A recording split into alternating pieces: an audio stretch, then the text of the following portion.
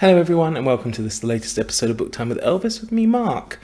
And I'm coming to you today with a tag. It was an original tag created by Gina Stanyer, Gina Stanyer Books, and she was very kind enough to tag me. And it's the top 10 reasons to love Star Trek. So this consists of 10 prompts.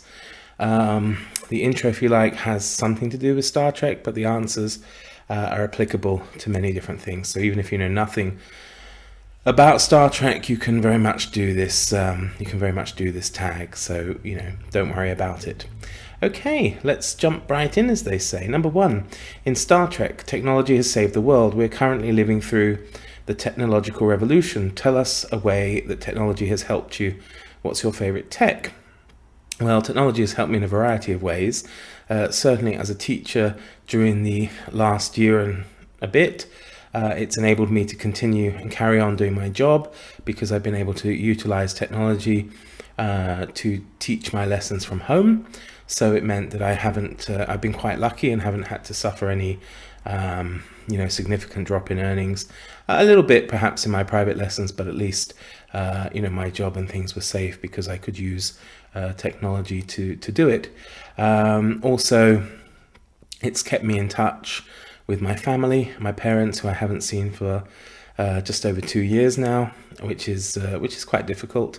Probably my favorite piece of technology at the moment would be my Amazon Echo Show. So it's like an Amazon smart assistant device that has kind of a tablet on the front of it with a video, and I can drop in on my parents quite easily, regularly, drop into their kitchen, join their conversation while they're having dinner, that kind of stuff. So it does still let me feel connected. So that's definitely, I would say my favorite bit of tech at the moment. And of course, I'm using tech now to make the video. So that's also very important. And I get a lot of joy out of making BookTube videos. So yeah, I would say also my mobile phone, which has the camera that is allowing me to talk to you now, is another one of them. Number 2, cooking has become an art rather than something required for survival. By the next generation, Star Trek has gone vegan. In Deep Space Nine, Sisco prepares special meals to express his love. What is your favorite cookbook or food story? How do you eat, and do you like to entertain or cook for people? Well, my favorite cookbook is this one, which I have here, which is Madhur Jaffrey's Ultimate Curry Bible. And it is exactly what it says it is. It is a cookbook and Bible for the cooking and making of curries, be they Indian, Japanese, West Indian, from the Caribbean and that kind of thing. And it's got, a load of recipes in it, as well as some lovely pictures as well. And I've cooked quite a few from there. So it is, I would say, my favorite cookbook that I have. Next is food story. Well, my favorite food story, I suppose, is the kind of, I'm assuming it's just a legend or a story just to illustrate mathematical problems. But I really like the rice on a chessboard problem. Some people say it's wheat, but the one I learned, the version I learned, was rice, and it involved, I think, some subject of this king, and he rendered the king a great service. So the king said, how could I possibly reward you? And the subject said, well, you could give me a grain of rice on the first square of a chessboard, and then just proceed to double it for each square. And the problem with that was that very soon, I think even before you get halfway, you realize that it becomes an impossible task.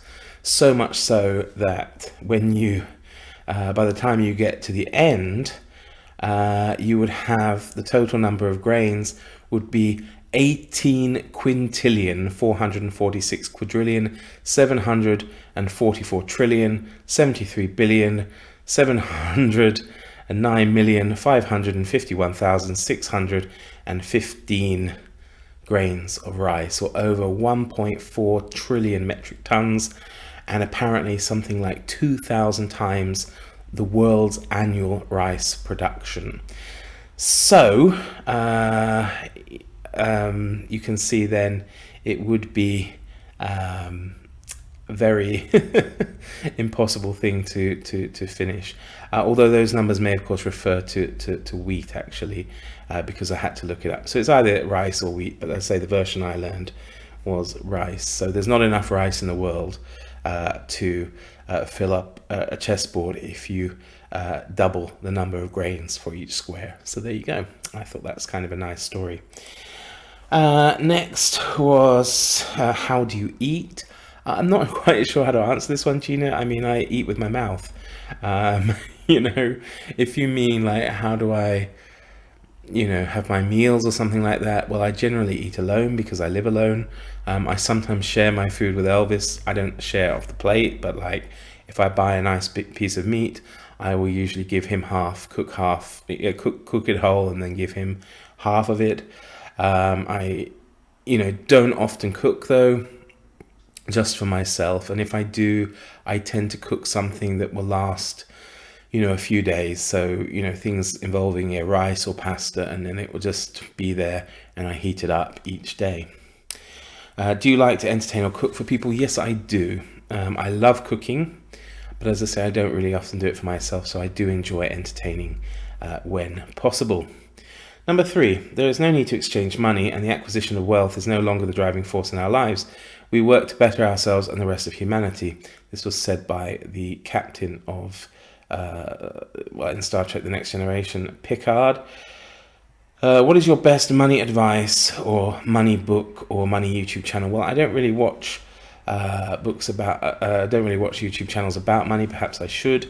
Don't really read books about money, but I would say that my advice, and I think it's applicable to non-necessity items, my advice is that if you have to think about it, you can't afford it. So if you're umming and ahhing about whether or not you should buy the latest gadget, unless it's essential, if you have to think about it and it's in your mind, then you can't afford it. So it's best probably to save up for it or to not get it. That would be my advice. Although I'm guilty, of course, as everybody else is, of not always following it. Number 4, they drink a lot of coffee and tea. I love the episodes where a convivial cup of coffee is served up on the bridge of the original series. What's your favourite beverage, and do you like going out for a coffee?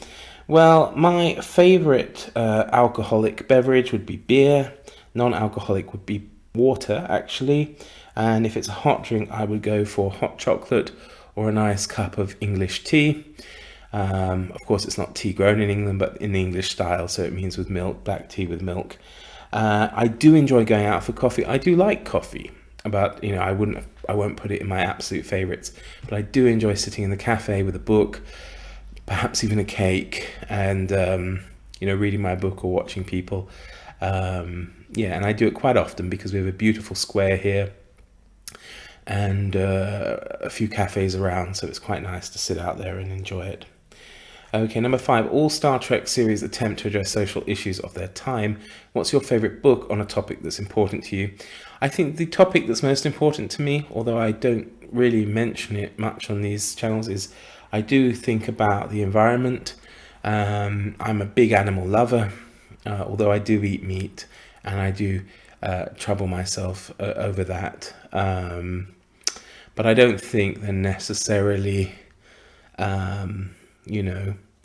what's the word? I think it is, of course, possible to be an animal lover and still eat meat, because I suppose, some animals, I guess it's an argument that some people use, but if you didn't eat meat, then some animals may die out anyway. So I do think it should just be done very ethically and humanely. But my favorite book about anything to do with the environment, I love books to do with bees, because I really think this is a huge problem we need to worry about and try to solve. But another one I really like is this book here, Coral, A Pessimist in Paradise by Steve Jones. It's a beautiful cover, it's a beautiful book, and it's all about how important coral is to life on Earth and how we need to save it. So there you go. Okay, number 6. Spock and Kirk have the best relationship on any show or series ever. Share a book with a unique or complex relationship, or share your favorite Star Trek relationship. Well, I'm not a huge Trekkie. I only really watched the first series, and I did that when I was a child. Although I am taking part in this BookTrek 2021, a 5-month mission, which Gina is hosting among others. I haven't really rewatched it since I was a small child. So if I'm going for a book that I've read recently, which had a very unique relationship, I will go with this book here, Mudbound by Hilary Jordan. And there's a unique relationship in it between one of the two characters, Jamie and Ronsel. Jamie is, they're both veterans of the Second World War, and they have this kind of shared experience, the trauma and things that they went through. The difference is that Jamie's white and Ronsel is black, and the story takes place in the South, in Mississippi, in the 1940s. So you can imagine that would be indeed a very unique relationship. This is an excellent book, by the way. If you haven't read it, I urge you to do so. Thoroughly moving and also very enjoyable, if that's the right word, but I really liked it. So there we go. Next, Star Trek has a wonderful style. Over the series, the uniforms and characters' style have evolved. Some have been hideous and some have been wonderful.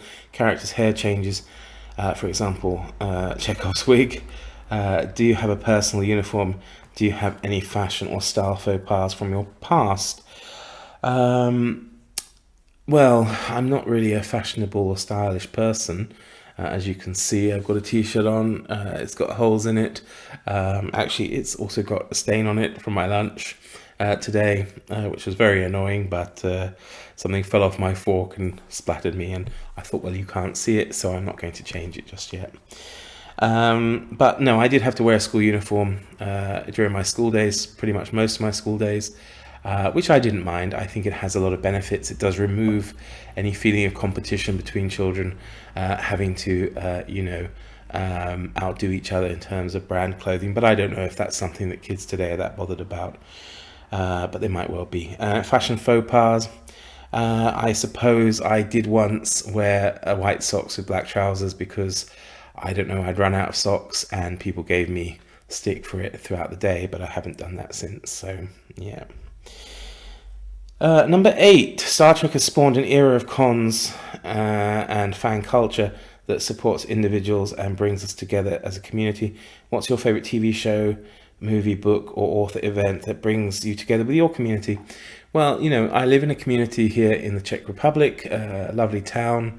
I can't think of anything that answers that, but my own personal community, or my country, is England, in the United Kingdom, and so for me, I would have to go with television series that alleviate any kind of homesickness and gives me kind of nostalgia. So at the moment, I'm rewatching Downton Abbey on Netflix. Now, obviously, my community is neither upstairs nor downstairs, but the Englishness of it, if you like, does kind of give me some kind of solace, I suppose, when I feel homesick.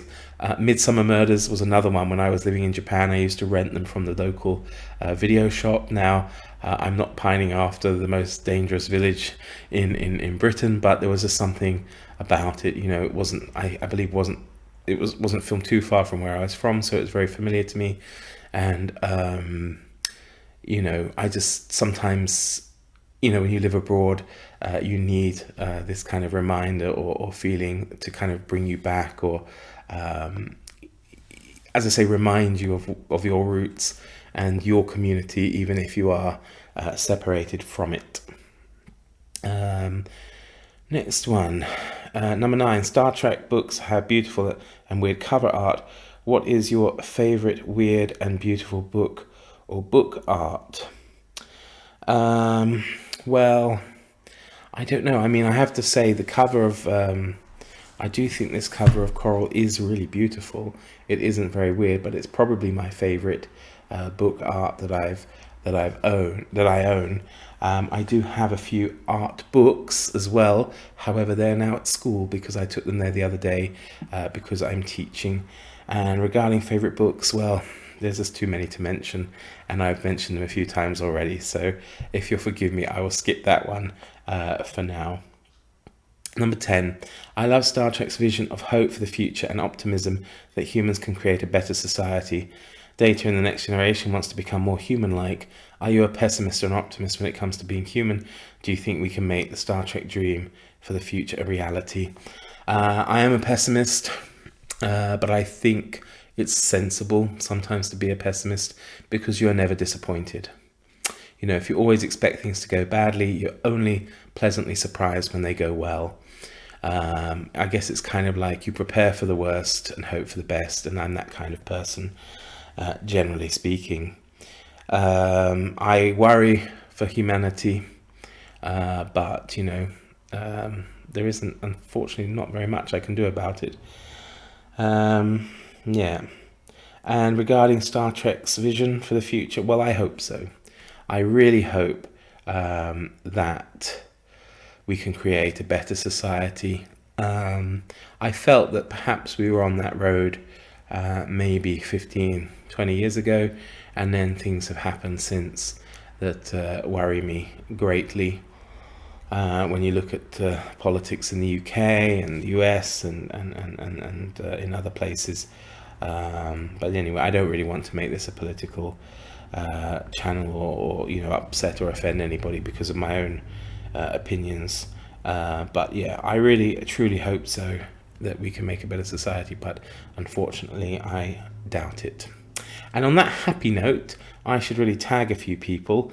I'm not sure who's done it. I can see who Gina's tagged. I will tag Summer at Cozy Reading with Quaker Cats, Carrie at Very Literary Carrie, and Sina at Beating Around the Books. So I'll tag those three. I'm not sure how they would feel about doing it, because I'm not sure how much of a Trekkie they are, because they might see the, you know, the cover art and whatever and think, oh, I don't read Star Trek or watch it, and they might not be up for it. But as I said, none of these answers, you don't have to know anything about Star Trek to do this wonderful tag that Gina created. And of course, anybody else who's watching it who would like to do it, feel free. I'd love to see what you do with it. So thanks again to Gina. Thank you very much, everybody, for watching, and I look forward to seeing you all again very soon. Take care, everyone. Bye bye.